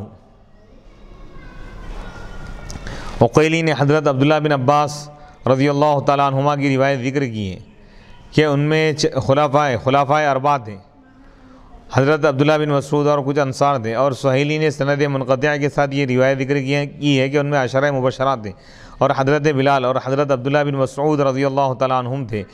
خطبہ چھوڑ کر چلے جانے والے صحابہ کی طرف سے توجیہ، مقاتل ابن حیان بیان کرتے ہیں کہ ابتدا میں رسول اللہ صلی اللہ علیہ وسلم عیدین کی طرح پہلے نماز جمعہ پڑھاتے تھے پھر خطبہ دیتے تھے، حتیٰ کہ ایک جمعہ کو نبی پاک علیہ الصلوۃ والسلام خطبہ دے رہے تھے، اس وقت آپ نماز جمعہ پڑھا چکے تھے تو ایک شخص آیا اور اس نے کہا کہ حضرت دحیہ رضی اللہ تعالیٰ عنہ مال تجارت لے کر آ گئے ہیں، اور جب حضرت دحیہ آتے تھے تو ان کے گھر والے دف بجا کر ان کا استقبال کرتے تھے۔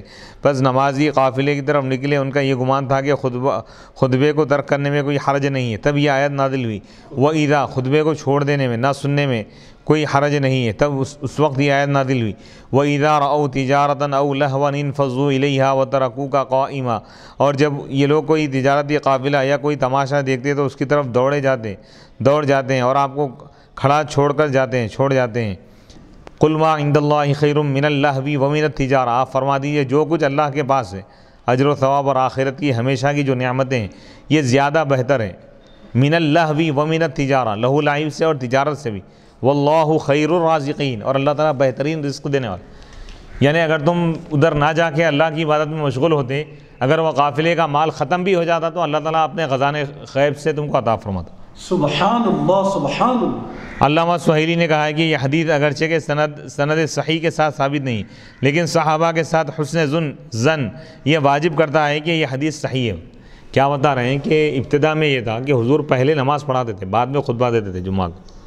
ایک روایت ایسی بھی ہے عیدین کی طرح، عیدین کا خطبہ واجب نہیں ہے نا، نماز پڑھ لی اگر خطبہ نہیں بھی سنے تو عید ادا ہو جائیں گی۔ تو بعض صحابہ یہ سمجھے کہ بھئی نماز تو ہو گئی ہے، اب خطبہ سننا ہے، خطبہ سننا ضروری نہیں ہے، سمجھے تو عید کا کیا وجہ؟ عیدین میں خطبہ واجب نہیں ہے، نماز پہلے ادا ہوتی، اس کے بعد خطبہ دیا جاتا نا عیدین میں۔ تو ابتدا اسلام میں بھی یہی تھا کہ پہلے جمعہ کی نماز پڑھتے تھے، اس کے بعد خطبہ دیتے تھے۔ تو صحابہ بعض یہ سمجھے کہ بھئی اب نماز تو پڑھ لی، اب تجارت ہم کر لیں گے، کوئی خریداری کرنا ہے تو کر لیں گے، اس گمان سے گئے۔ یہ گمان نہیں کیا جا سکتا اس کے صحابہ واجب خطبے کو چھوڑ کر جا رہے ہیں۔ تو معلوم یہ ہوا کہ بزرگان دین اور اولیاء نیک بندوں کے بارے میں اچھا گمان رکھنا چاہیے، سلف صالحین، ان کا کوئی عمل اگر ہم کو سمجھ میں بھی نہیں آ رہا تو اس میں تعویل اور توجیہ کرنا چاہیے، یہ ہمارے لیے بہتر ہے۔ انعقاد تعویل اور توضیح کا مطلب یعنی اس کے کوئی معنی اب ایسے بیان کرنا کہ جس سے ان کی شان میں کوئی فرق نہ ہے، بدگمانی نہ ہو، بدگمانی نہیں کرنا چاہیے۔ اور انعقاد جمعہ کے لیے کم از کم نمازیوں کی تعداد میں مذاہب ائمہ، کم از کم کتنے لوگ آنا نماز جمعہ کے لیے، تو اس کے بارے میں ائمہ کا اختلاف ہے۔ جمعہ کے انعقاد کے لیے کتنے آدمیوں کا ہونا ضروری ہے، اس میں کئی ایک اقوال ہیں۔ امام اعظم ابو حنیفہ رحمۃ اللہ علیہ کے پاس امام کے علاوہ 3 آدمی ضروری ہے، جمعہ کی ادائیگی درست ہونے کے لیے امام کو چھوڑ کر کم از کم 3 افراد ہونا ضروری ہے، 3 سے اگر کم ہے تو جمعہ ادا نہیں ہوگا۔ صاحبین کے نزدیک 2 آدمی ضروری ہے، نخائی اور ظاہریہ کے نزدیک 1 آدمی ضروری ہے، اکرمہ کے نزدیک 7 آدمی ضروری ہے، ربیہ کے نزدیک 9 یا 12 آدمی ضروری ہے، امام مالک کے نزدیک 13 یا 20 یا 30 آدمی ضروری ہے، عمر بن عبدالعزیز کے نزدیک 40 آدمی ضروری ہے، امام شافعی کے نزدیک 40 آدمی، 40 آزاد عاقل بالغ مقیم آدمی ضروری ہے، امام احمد کے نزدیک 50 آدمی ضروری ہے۔ تاہم راجح قول امام اعظم کا ہے، کم از کم 3 آدمی ہونا۔ 9 اقوال بیان کریں۔ باب نمبر 39، باب الصلاۃ بعد الجمعۃ و قبلہ، جمعہ سے پہلے اور جمعہ کے بعد کی نماز کی مقدار، نماز کا بیان ہے، کتنے رکعت ہیں، جمعہ سے پہلے کتنے ہیں، جمعہ کے بعد کتنے۔ حدیث نمبر 937، حدثنا عبداللہ ابن یوسف قال اخبرنا مالک عن نافع عن عبد الله بن عمر ان رسول الله صلى الله عليه وسلم كان يصلي قبل الظهر ركعتين وبعدها ركعتين وبعد المغرب ركعتين في بيته وبعد العشاء ركعتين وكان لا يصلي بعد الجمعة حتى ينصرف فيصلي ركعتين۔ حضرت نافع سے روایت ہے، وہ عبداللہ بن عمر رضی اللہ تعالیٰ عنہما سے روایت کرتے ہیں کہ اللہ کے رسول علیہ الصلوۃ والسلام ظہر سے پہلے 2 رکعت پڑھتے تھے اور ظہر کے بعد 2 رکعت پڑھتے تھے، مغرب کے بعد 2 رکعت پڑھتے تھے اپنے گھر میں، وہ بعد العشاء اور عشاء کے بعد 2 رکعت پڑھتے تھے، وکانا لا یصلی، اور آپ جمعہ سے پہلے وکانا لا یصلی، اور آپ جمعہ کے بعد نماز نہیں پڑھتے تھے یہاں تک کہ آپ اپنے گھر لوٹ جاتے، فیصلی رکعتین، گھر جا کے آپ 2 رکعت پڑھتے تھے۔ اس حدیث کی باب کے عنوان کے ساتھ مطابقت موافقت اس جملے میں ہے کہ آپ جمعہ کے بعد گھر آ کر 2 رکعت نماز پڑھتے تھے۔ جمعہ کی سنتوں کی تفصیل، قتادہ بیان کرتے ہیں کہ حضرت عبداللہ بن مسعود رضی اللہ تعالیٰ عنہما جمعہ سے پہلے اور جمعہ کے بعد 4 رکعت پڑھتے تھے۔ ابو اسحاق بیان کرتے ہیں کہ حضرت علی رضی اللہ تعالیٰ عنہ جمعہ کے بعد 6 رکعت نماز پڑھتے تھے۔ مصنف عبدالرزاق، ابو عبد الرحمن بیان کرتے ہیں کہ حضرت عبداللہ بن مسعود رضی اللہ تعالیٰ عنہ ہم کو حکم دیتے تھے کہ ہم جمعہ سے پہلے 4 رکعت پڑھیں اور جمعہ کے بعد بھی 4 رکعت پڑھیں، حتیٰ کہ ہمارے پاس حضرت علی رضی اللہ تعالیٰ عنہ آئے اور انہوں نے ہمیں حکم دیا کہ ہم جمعہ کے بعد پہلے 2 رکعت پڑھیں، اس کے بعد 4 رکعت پڑھیں۔ باب نمبر 40، باب قول اللہ تعالیٰ فَإِذَا قُضِيَتِ الصَّلَاةُ فَانتَشِرُوا فِي الْأَرْضِ وَابْتَغُوا مِن فَضْلِ اللَّهِ، یہ اللہ تعالیٰ کے اس قول ارشاد کا بیان ہے کہ جب نماز ادا کی جائے تو تم زمین میں پھیل جاؤ، زمین کے اوپر تم منتشر ہو جاؤ، پھیل جاؤ، وَابْتَغُوا مِن فَضْلِ اللَّهِ، اور اللہ کا فضل مانگو، یعنی تجارت کرو۔ یہ سورہ جمعہ کی آیت نمبر 10 ہے۔ اس آیت کی تفسیر یہ ہے، نماز جمعہ پڑھنے کے بعد کاروبار کرنا واجب نہیں ہے، مباح ہے۔ اس آیت کے یہ معنی نہیں ہے کہ نماز جمعہ پڑھنے کے بعد خرید و فروخت کرنا واجب ہے، کیونکہ اس سے پہلی آیت میں نماز جمعہ کے بعد خرید و فروخت سے منع، نماز جمعہ کے بعد خرید و فروخت سے منع فرمایا تھا، اور کسی کام کی ممانعت کے لیے جب اس کا امر کیا جائے، حکم دیا جائے تو وہ امر وجوب کے لیے نہیں ہوتا بلکہ اباحت کے لیے ہوتا ہے۔ جیسے حالت احرام میں شکار کرنے سے منع فرمایا، پھر شکار کرنے کا حکم دیا تو یہ امر وجوب کے لیے نہیں ہے، اباحت کے لیے، یعنی پہلے کسی ایک چیز سے روکے پھر اس کا حکم دیے تو اس کا مطلب یہ کہ یعنی اس وقت تک منع تھا، اب جائز ہے تمہارے لیے، اب یہ نماز ادا کرنے تک، جمعہ کی اذان سے لے کر جمعہ کی نماز ادا کرنے تک تمہارے لیے تجارت کاروبار کرنا حرام تھا، اب تمہیں اجازت دی جا رہی، تو فوراً کرنا ضروری نہیں، مطلب یہاں سے جائز ہے، چاہے ابھی کاروبار کرو یا بعد میں کرو، کوئی اس میں فرق۔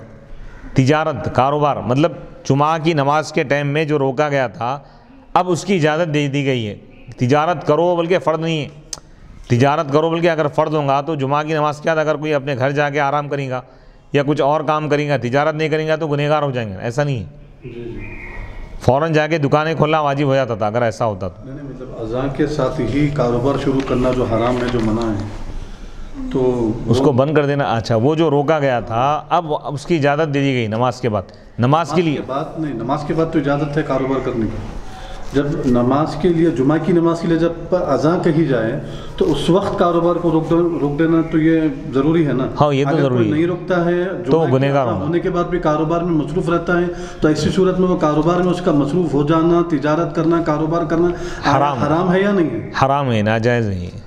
قرآن مجید میں احلت لکم بہیمۃ الانعام الا ما یتلی علیکم غیر محل الصید وانتم حرم، تمہارے لیے مویشی چوپائے حلال کیے گئے سوائے ان کے جن کی تلاوت کی جائے گی، مگر حالت احرام میں شکار کرنے والے نہ بننا، حالت احرام میں شکار کرنا حرام ہے۔ اس آیت میں حالت احرام میں شکار کرنے سے منع فرمایا، اور دوسری آیت میں احرام کھلنے کے بعد شکار کرنے کا حکم دیا ہے، وَإِذَا حَلَلْتُمْ فَاصْطَادُوا، تو اس آیت میں بھی چونکہ شکار کرنے کا حکم ممانعات کے بعد ہے اس لیے یہ حکم وجوب کے لیے نہیں بلکہ اجازت اور اباحت کے لیے ہے۔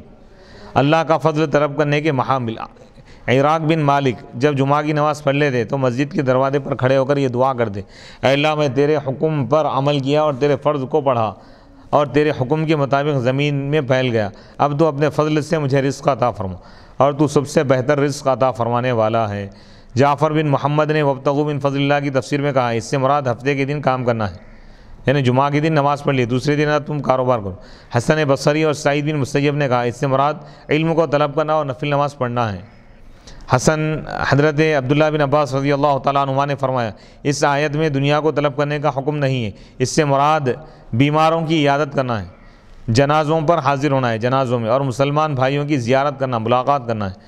مقاتل نے کہا ہے اللہ تعالیٰ نے نماز کے بعد رزق طلب کرنے کو مباح کر دیا ہے، جو چاہے رزق کو طلب کرے، جو چاہے نہ طلب کرے۔ ضحاک نے کہا اللہ تعالیٰ کی طرف سے اجازت ہے، وہ چاہے تو نماز کے بعد مسجد سے چلا جائے اور چاہے تو بیٹھا رہے، اور اللہ کے فضل کی طلب میں افضل یہ ہے کہ وہ رزق کو طلب کرے یا نیک اولاد کو یا علم نافع کو یا وہ دوسرے کاموں کو، وہ رزق کو طلب کرے، افضل کیا ہے بتا رہے ہیں، یا نیک اولاد کے لیے دعا کرے یا علم نافع کو طلب کرے، یعنی جمعہ کی نماز کے بعد علم حاصل کرتے ہوئے اگر بیٹھ گیا تو یہ بھی اللہ کا فضل ہے، خالی تجارت کے ساتھ خاص نہیں ہے، پر اللہ کا فضل۔ نیک اولاد کا سمجھ میں نہیں آتا، نیک اولاد کی دعا مانگے بولے۔ اور اس آیت میں بکثرت یعنی نیک اولاد بھی اللہ کا فضل ہے، برے رزق بھی اللہ کا فضل ہے، علم نافع بھی اللہ کا فضل ہے، برے۔ اور اس آیت میں بکثرت اللہ کا ذکر کرنے کا حکم دیا گیا ہے۔ مجاہد نے کہا بکثرت اللہ تعالیٰ کا ذکر کرنے والا تب ہوگا جب چلتے ہوئے، کھڑے ہوئے، بیٹھے ہوئے، کھڑے کھڑے، بیٹھے بیٹھے، لیٹے لیٹے، ہر حال میں اللہ کا ذکر کرے، ہو رہا ہے، یعنی جمعہ کے دن کثرت سے اللہ کا ذکر کرنا یہ بھی بہتر ہے، افضل ہے۔ وابتغوا من فضل اللہ واذکروا اللہ کثیرا لعلکم تفلحون۔ فضل اللہ کے طلب کرنے کے تین محمل ہیں، تین مقامات ہیں۔ فضل کے معنی ہے زیادتی، اضافہ، لہذا نماز جمعہ سے فارغ ہونے کے بعد مزید نماز پڑھنے کی توفیق کو طلب کرو۔ رزق حلال میں زیادتی کو طلب کرے، اللہ تعالیٰ سے کسی عبادت کی وجہ سے نہیں، رزق حلال میں زیادتی کو، یعنی حلال رزق زیادہ عطا فرما، اچھا یہ دعا کرنا یہ بھی اللہ کا فضل ہے۔ تو حلال رزق بھی فضل الہی، اس میں کثرت کو طلب کرنا، اللہ تعالیٰ سے کسی عبادت کی وجہ سے نہیں بلکہ اس کے فضل کی وجہ سے جنت اور اللہ کی رضا کو طلب کرنا، فضل اللہ یہی ہے۔ اس آیت کے مزید مباحث، کتب تفسیر میں موجود ہے۔ حدیث نمبر 938 حدثنا سعید بن ابی مریم قال حدثنا ابو غسان قال حدثني ابو حازم عن سهل بن سعد قال كانت فينا امرأة تجعل على أربيع في مزرعة لها سلقا فكانت إذا كان يوم جمعة تنزع اصول السلق فتجعله في قدر ثم تجعل عليه قبضة من شعير تطحنها فتكون اصول السلق عرقة وكنا ننصرف من صلاة الجمعة فنسلم عليها فتقرب ذلك الطعام إلينا فنلعقه وكنا نتمنى يوم الجمعة لطعامها ذلك۔ امام بخاری رحمۃ اللہ علیہ فرماتے ہیں کہ ہمیں سعید بن ابی مریم نے حدیث بیان کی، انہوں نے کہا ہمیں ابو غسان نے حدیث بیان کی، انہوں نے کہا مجھے ابو حازم نے حدیث بیان کی سہل بن سعد رضی اللہ تعالیٰ عنہ سے، انہوں نے کہا ہم میں ایک خاتون رہتی تھی، انہوں نے نہر کے کنارے ایک کیاری بنائی ہوئی تھی جس میں چقندر بوئے ہوئے تھے۔ جمعہ کے دن وہ چقندر کی جڑیں نکال کر ایک دیگچی میں ڈالتی اور اس میں ایک مٹھی جو پیس کر ڈالتی تھی، جو پیس کر ڈالتی تھی، اور وہ چقندر کے جڑیں گوشت کے قائم مقام ہو جاتی تھی۔ ہم جمعہ کی نماز پڑھ کر واپس آتے تو ان کو سلام کرتے، وہ خاتون ہم کو وہ طعام پیش کرتی، ہم اس کو چاٹ کر کھاتے۔ ہم اس طعام کی وجہ سے جمعہ کے دن کی تمنا کرتے تھے، یعنی وہ کھانے کی وجہ سے۔ بڑی عمر کی اجنبی عورت سے سلام اور کلام کرنے اور ان کی دعوت کھانے کا جواز۔ علامہ بدر الدین محمود بن احمد عینی حنفی فرماتے ہیں اس حدیث میں مذکور ہے، یہ بات بتائی گئی ہے کہ صحابہ جا کر اس خاتون کو سلام کرتے تھے۔ اس سے معلوم ہوا کہ اجنبی عورتوں کو سلام کرنا جائز ہے، لیکن اس کی تشریح ہے کہ وہ خاتون معمر ہوگی، ورنہ جوان اجنبی عورت کے گھر جانا اور اس کو سلام کرنا، ان سے باتیں کرنا اور اس کی دعوت کھانا جائز نہیں، کیونکہ اس میں بہرحال کسی گناہ میں مبتلا ہونے کا خطرہ ہے، یعنی وہ بڑی عمر کی عورت تھی۔ اس حدیث میں مذکور ہے کہ صحابہ نماز پڑھ کر اس خاتون کے گھر جاتے تھے۔ اس حدیث میں عبادت کو مقدم کرنے کا بیان ہے، یعنی نماز کے بعد کھانا کھانا چاہیے جمعہ کے دن دوپہر کا۔ حدیث نمبر 939 حدثنا عبداللہ ابن مسلمہ قال حدثنا ابن ابی حازم عن ابیہ عن سہل بہذا قال وقال ما كنا نقیل ولا نتغدى الا بعد الجمعہ۔ امام بخاری رحمۃ اللہ علیہ فرماتے ہیں کہ ہمیں عبداللہ بن مسلمہ نے حدیث بیان کی، انہوں نے کہا ہمیں ابن ابی حازم نے حدیث بیان کی، وہ اپنے والد سے روایت کرتے ہیں، وہ حضرت سہل سے روایت کرتے ہیں، یہی حدیث بیان کی۔ انہوں نے کہا ہم جمعہ کے بعد قیلولہ کرتے تھے، آرام کرتے تھے اور کھانا کھاتے تھے۔ باب نمبر، یہ آخری باب ہے، باب جمعہ کا آخری باب ہے، باب نمبر 41 باب القائلۃ بعد الجمعہ، جمعہ کے بعد قیلولہ کرنے کا بیان۔ حدیث نمبر 940 حدثنا محمد بن عقبۃ الشیبانی قال حدثنا ابو اسحاق الفزاری عن حمید قال سمعت انس یقول كنا نبکر الى الجمعہ ثم نقیل۔ امام بخاری رحمۃ اللہ علیہ فرماتے ہیں کہ ہمیں محمد بن عقبہ الشیبانی نے حدیث بیان کی، انہوں نے کہا ہمیں ابو اسحاق الفزاری نے حدیث بیان کی، وہ حمید سے روایت کرتے ہیں، انہوں نے کہا میں نے حضرت انس رضی اللہ تعالیٰ عنہ کو یہ کہتے ہوئے سنا ہے کہ ہم جمعہ کے لیے جلدی جاتے تھے پھر ہم قیلولہ کرتے تھے۔ حدیث نمبر 941 حدثنا سعید بن ابی مریم قال حدثنا ابو غسان قال حدثني ابو حازم عن سهل قال كنا نصلي مع النبي صلی اللہ علیہ وسلم الجمعہ ثم تكون القائلہ۔ امام بخاری رحمۃ اللہ علیہ فرماتے ہیں کہ ہمیں سعید بن ابی مریم نے حدیث بیان کی، انہوں نے کہا ہمیں ابو غسان نے حدیث بیان کی، انہوں نے کہا مجھے ابو حازم نے حدیث بیان کی، وہ حضرت سہل رضی اللہ تعالیٰ عنہ سے روایت کرتے ہیں، انہوں نے کہا ہم نبی پاک علیہ الصلوۃ والسلام کے ساتھ جمعہ کی نماز پڑھتے تھے، پھر اس کے بعد قیلولہ ہوتا تھا۔ یہ حدیث پاک، یہ باب الحمدللہ مکمل ہو گیا ہے، یہ جلد مکمل ہو گئی، جلد دوم بخاری شریف کی جو شرح ہے نعمت الباری فی شرح صحیح البخاری کی دوسری جلد مکمل ہو گئی۔ علامہ غلام رسول سعیدی صاحب کی جو لکھی ہوئی شرح ہے نعمت الباری بخاری شریف کی دوسری جلد شرح کے ساتھ مکمل ہو گئی۔ اللہ سے دعا ہے کہ اللہ تعالیٰ ہماری اس سعی کو، کوشش کو قبول فرمائیں اور اس درس کو قبول فرمائیں، اس کے فیضان کو عام اور خاص فرما دیں، پوری دنیا میں اس کا فیضان جاری و ساری ہو۔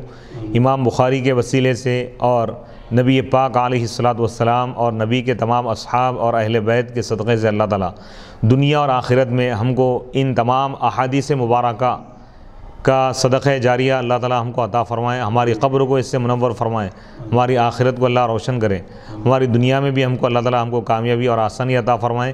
درس دینے والے، درس سننے والے جو اس سے استفادہ کر رہے ہیں، استفادہ ان کو فائدہ پہنچائیں، اور جو اس کار خیر میں مکمل طور پہ مصروف ہے جناب سید محمد عبد الواسع حسینی اور ان کے اہل خانہ کو اللہ تعالیٰ صحت اور عافیت عطا فرمائے، دونوں جہاں میں کامیابی عطا فرمائے، اور مجھ کو اور میرے اہل خانہ کو اور میرے والدین کو اور میرے تمام خاص رشتہ داروں کو اللہ تعالیٰ دنیا اور آخرت میں کامیابی عطا فرمائے، ہماری مغفرت فرمائے، حضور کی شفاعت سے ہم کو جنت میں داخل فرمائے، دنیا اور آخرت میں رحمتوں اور برکتوں اور سعادتوں سے ہم کو مالا مال فرمائے۔ وصلی اللہ تعالیٰ علی خیر خلقہ سیدنا محمد و آلہ و اصحابہ اجمعین والحمد للہ رب العالمین۔